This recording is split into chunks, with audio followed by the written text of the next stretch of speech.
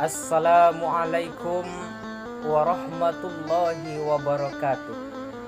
Hamdan wa syukran lillah wassalatu wassalamu ala rasulillah.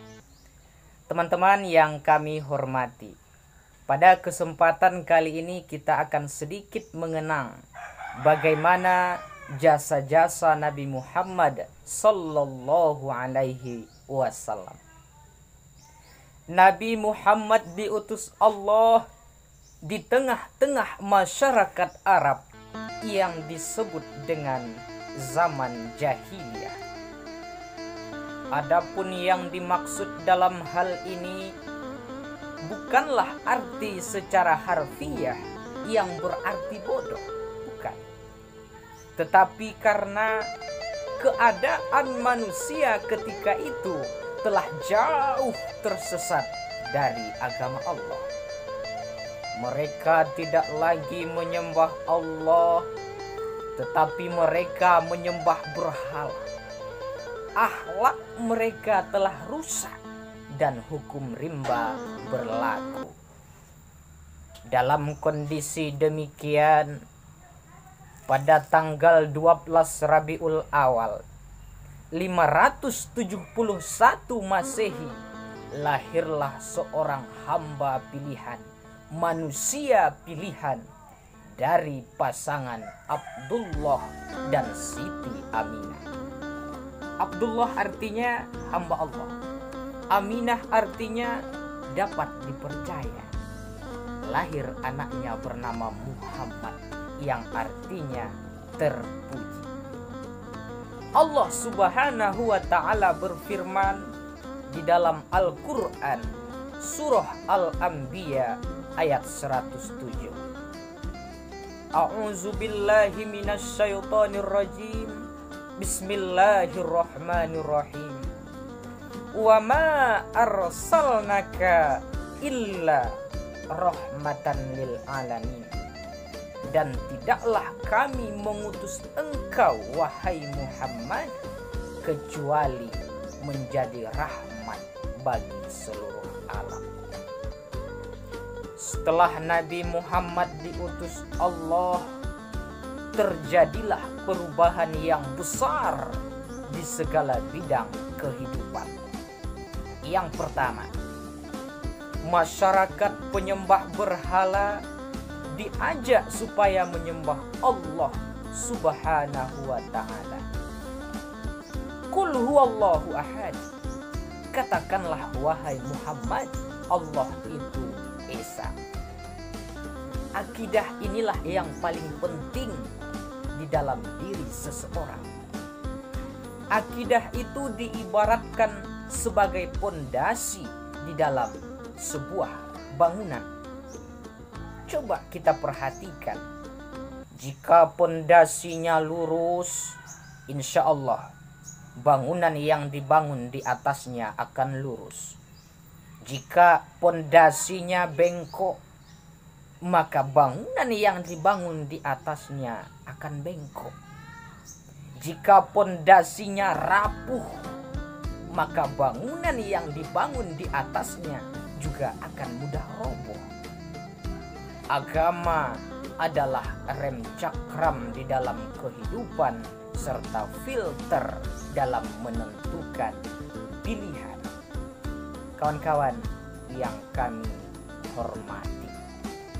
Yang kedua, akhlak manusia dari yang tercela dirubah menjadi akhlak yang mulia berdasarkan Al-Quranul Karim dan sunnah-sunnah Nabi Muhammad sallallahu alaihi wasallam.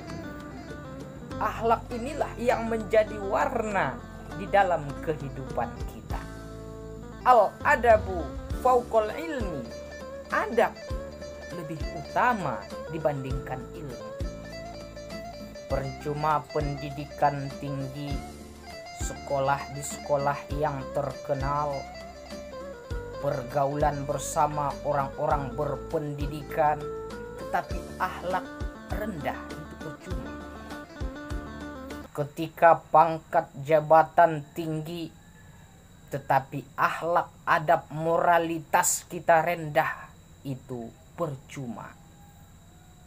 Itulah jasa kedua yang dibangun oleh Nabi Muhammad Shallallahu Alaihi Wasallam, perbaikan akhlak.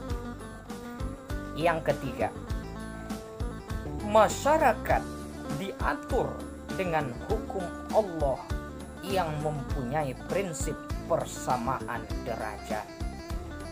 Sesungguhnya Allah tidaklah melihat bentuk wajah dan rupa kamu, tetapi Allah melihat siapa yang paling bertakwa di antara kamu. Allah tidak melihat casing, yang dilihat adalah isi hati kita. Oleh sebab itu, jangan selalu terfokus kepada penilaian manusia, karena biar bagaimanapun juga kita tidak akan pernah bisa seutuhnya dianggap baik oleh seseorang. Sebaik apapun kita, semulia apapun kita, tetapi tetap saja banyak yang tidak suka dengan kita. Maka jangan kita kejar keriduan manusia, karena itu tidak akan pernah dapat. Tetapi carilah keriduan Allah Subhanahu wa Ta'ala, karena Allah sejatinya akan senantiasa melihat ketakwaan kita, hati kita, dan itulah sebenarnya penilaian yang sesungguhnya. Yang keempat, diangkatnya derajat kaum wanita. Sampai-sampai Rasulullah menegaskan bahwa surga itu terletak di bawah telapak kaki ibu. Di zaman jahiliyah, wanita itu tidak ada harganya. Wanita itu bahkan dikubur hidup-hidup. Wanita itu tidak berarti. Itu di zaman jahiliyah. Setelah Rasul diangkat, maka derajat manusia pun terangkat. Derajat wanita terangkat. Oleh sebab itu, terkhusus kepada para wanita hari ini, marilah kita ingat kembali bagaimana perjuangan Rasul mengangkat derajat wanita. Maka hal itu jangan kita sia-siakan. Jaga fitrah sebagai wanita.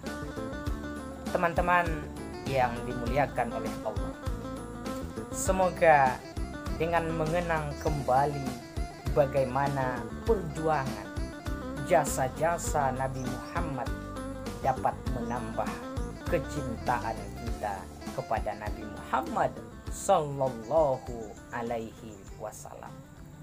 Mungkin sekian yang dapat kami sampaikan, semoga bermanfaat. Mohon maaf atas segala kesalahan, serta terima kasih atas segala perhatian. Wabillahi taufiq wal hidayah. Subhanakallahumma wa bihamdika asyhadu alla ilaha illa anta astaghfiruka wa atubu ilaik. Assalamualaikum warahmatullahi wabarakatuh.